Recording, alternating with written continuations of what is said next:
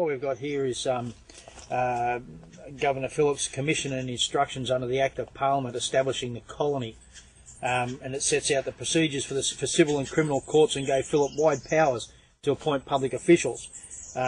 He also, under this document, had the power to pardon criminals except for murder where royal assent was required, and he was instructed to commence cultivation, especially of the flax plant, and to establish a settlement at Norfolk Island as soon as possible. He was authorised to emancipate convicts for good behaviour and industry, and to grant land to them, but he was not given the power to grant land to Marines. His instructions in respect of Aboriginal people were as follows, and these are from his orders: to endeavour by every possible means to open an intercourse with the natives and to conciliate their affections, enjoining all our subjects to live in amity and kindness with them. And if our subjects shall wantonly destroy them, or give them any unnecessary interruption to the exercise of their several occupations, it is our will and pleasure that you do cause such offenders to be brought to punishment. The important point in those orders is that it's very clear from the orders that the Crown made the distinction itself, that its subjects were separate to the Aborigine natives, or the origine natives of this land. So clearly, from the get-go, the Crown acknowledged by its own writings and its own declarations in respect of this land, and the governor for this land, that the Aborigine people were not British subjects. They were not subject to British law. Governor Phillip, we might add, and didn't comply with these rules, these lawful instructions that he was given, and acted outside of them. That is a story for another day. But suffice to say, his breach of these orders means that he was acting as an individual and not as an employee of the Crown. And everything that he did was obviously therefore without the blessing of the Crown, unless of course the Crown wants to admit and accept that it was responsible by proxy for Phillip's actions of slaying, murdering and raping and pillaging Aboriginal peoples that had actually assisted him and his colonists when they arrived in Australia. The same people who, if they hadn't have helped the colonists, were slaughtered by the colonists. It goes to show the belligerence of the Crown and its servants in this land. We might also, because we're talking about sovereignty, there is an interesting account from 1796 from a chap by the name of Collins, who wrote in respect of Bennelong, and he wrote the following: their spears and shields, and this, you've got to remember, this is from a contemporaneous personal journal of someone who was there at the time. This isn't me saying it, this is not John Howard or Kevin Rudd saying it, this is not the Queen saying it, this is from a journal of a person who was on the ground at the time that this took place. Now he says that in 1796, their spears and shields, their clubs and lines, etc., are their own property. They are manufactured by themselves and are the whole of their personal estate. But, strange as it may appear, they also have their real estates. Bennelong, both before he went to England and since his return, often assured me that the island Memel, called by us Goat Island, close to Sydney Cove, was his own property, that it was his father's, and that he should give it to Bygone, his particular friend and companion. To this little spot he appeared much attached, and we have often seen him and his wife, Barangaroo, feasting and enjoying themselves on it. He told us of other people who possessed this kind of hereditary property, which they retained undisturbed. If Bennelong's remarks, now this is an aside to the statement from the journal, but if Bennelong's remarks to Collins about property had not been made until after he came back from England, we could assume that Bennelong had learned of the concept of ownership of property from the British.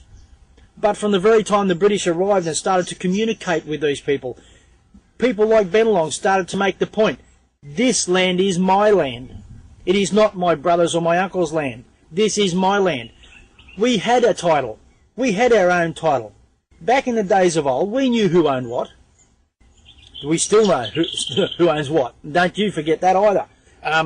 The fact that the British Crown turns around and, as they've stated in writing recently to us, claims sovereignty by claiming radical title, which was against their orders, which was against the laws of their own parliament, in that they were not allowed to extend their sovereignty into this land. These people still went ahead and did it willy-nilly because their attitude was, hey, hang on, we're halfway around the planet. You know, it's going to take them 9 months to get here. What can they do about it? By the time the information gets back to them, it won't even be the truth. All right? And we only need to look at the writings between Governor Phillip and one of his subordinates when they were both back in England to see that the conniving between them to keep the truth from the Parliament and the Crown was such that they could, if they did this, they were able to manifest for themselves significant interests in this country. Now, that in itself, for Governor Phillip to have an interest in this country, under the terms that he held that interest, or took that interest, at the time was utterly improper. But nonetheless, they did it. You know, we're talking about men who are motivated by greed and not integrity.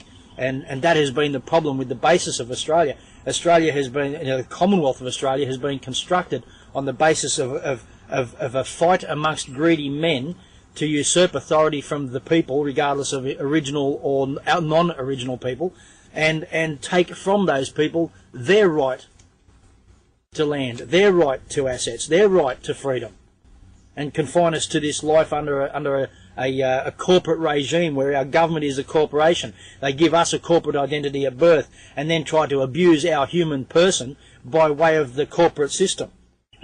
That again is a story for another day, but nonetheless it's as relevant as the rest of this tape. Now let's get back to Captain Arthur Phillip. First of all, we acknowledge the fact that being Captain Arthur Phillip, he was a naval officer, so everything he did was pursuant to Admiralty law, not the common law. And we know that the common law prevails on land, not Admiralty law, not statute law, which is what Admiralty law is. Now, we were aware that from previously that he was given orders that he was effectively, and he and his fellow settlers and convicts, and I use the term fellow convicts not loosely, were to come to Australia, and they were to effectively, the instruction was that they were to acknowledge and respect the sovereign position of the Aborigine peoples. They weren't to interfere with their right to occupy their lands. Okay? But one of the first things that Arthur Phillip did was to issue an order, and this is how the order reads basically.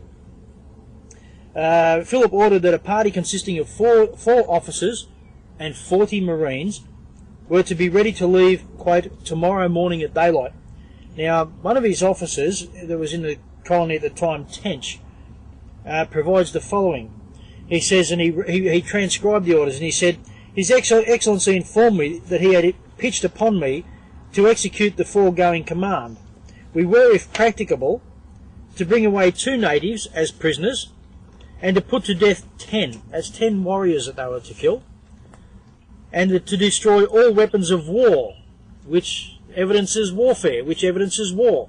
And just as a side issue, we must remember that when it comes to proving sovereignty, sovereign people only have to prove 2 things to have established their sovereignty under international law. The first is the ability to war and wage war, and the second is the ability to govern or control themselves, okay, as a people. So here we have evidence that they had weapons of war, which one would assume they must have been using in respect of a war. And then the orders say, and that we were to cut off and bring the heads of the slain. 10 heads, 10 slain warriors. For which purpose hatchets and bags would be furnished. And he goes on to say that he was determined to strike a decisive blow. This is Captain Arthur Phillip, in his belligerence and arrogance. He was determined to strike a decisive blow, in order at once to convince them, the original owners of the land, of our superiority, and to infuse a universal terror which might operate to prevent further mischief. Now, it's quite ironic that the British government, when they were thieving the lands and the resources of other races, would use terror as a tactic